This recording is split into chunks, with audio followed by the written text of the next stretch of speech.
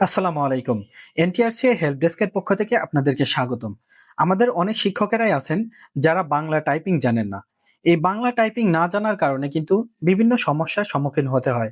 বিশেষ করে বর্ষমধ্য পরীক্ষা এবং বার্ষিক পরীক্ষার প্রশ্নপত্র তৈরি করার সময় এই সমস্যাটা বেশি দেখা দেয়। তো তখন আপনারা কি করেন? অন্যের দ্বারস্থ হন।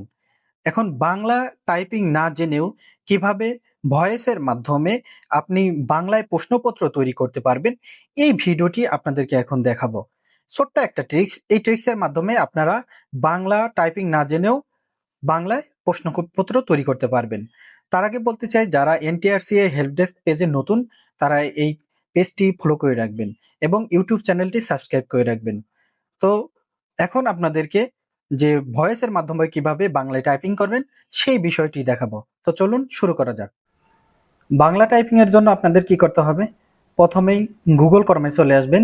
গুগল ক্রমে চলে আসার পরে আপনার যে জিমেইল আইডির লগ ইন করা আছে, এই যে এখানে 9 ডট, এই 9 ডটে চলে আসবেন। এখানে আসার পরে নিচের দিকে স্ক্রল করবেন। এখানে দেখবেন যে গুগল ডক্স আছে। এই যে গুগল ডক্স আপনারা দেখতে পারতেছেন, এই গুগল ডক্সে আপনারা ক্লিক করবেন। এই গুগল ডক্সে ক্লিক করার পরে আপনারা এখানে ব্লাঙ্ক ডকুমেন্টটা নেবেন। ব্লাঙ্ক ডকুমেন্টটা এখানে ক্লিক করার পরে আপনি কি করবেন?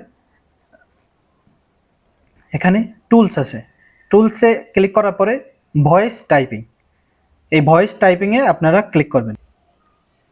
এরপর এখান থেকে আপনারা ল্যাঙ্গুয়েজটা সিলেক্ট করে নেবেন, কোন ভাষায় আপনি কথা বলতে চান বা টাইপিং করতে চান। এখানে বাংলা ভাষাটা আপনারা সিলেক্ট করে দিবেন। বাংলা ভাষাটা উপরের দিকে আছে হয়তো,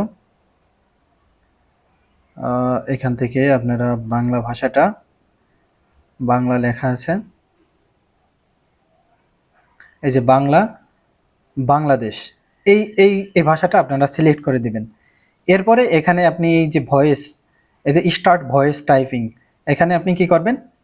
এখানে আপনি ক্লিক করবেন। ক্লিক করার পরে এখানে দেখেন লেখা উঠতেছে, কিন্তু আমি নতুন করে লিখতে চাই, আমার সোনার বাংলা, আমি তোমায় ভালোবাসি। দেখতে পারতেছেন আমি যেটা বলতেছি সেটাই কিন্তু এখানে টাইপিং হয়ে যাচ্ছে, অটোমেটিক বাংলায় টাইপিং হয়ে যাচ্ছে। তাহলে এই যে সহজ একটা ট্রিক্স, এই ট্রিক্সের মাধ্যমে আপনারা কিন্তু সহজেই বাংলা টাইপিং করতে পারবেন। এবং এটা কি করবেন? এরপরে এখান থেকে চাইলে আপনি কপি করে, এটাকে কপি করে আপনি ওয়ার্ডে নিয়ে যেতে পারবেন। ওয়ার্ডে নিয়ে গিয়ে সেখান থেকে আপনি প্রশ্নপত্রের যে বাকি বিষয়টুকু থাকে সেটা আপনি নিজে নিজেই তৈরি করতে পারবেন।